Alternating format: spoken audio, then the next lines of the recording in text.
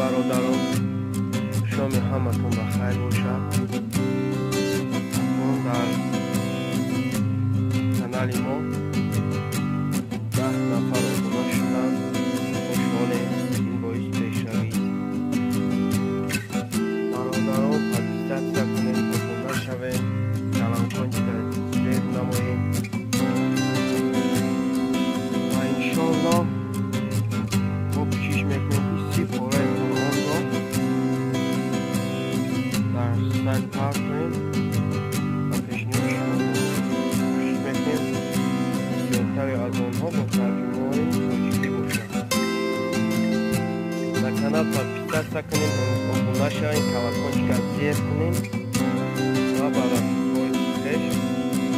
با طریق ایمو، واتساپ، وایبر، اینستاگرام، فیسبوک ارسال نماییم تا آنها نیز باخبر شوند. انشاءالله برنامه‌های آینده برنامه غریبان میشود و یک برنامه علاقه برنامه غریبان وقتی سنگ پترزبورگ.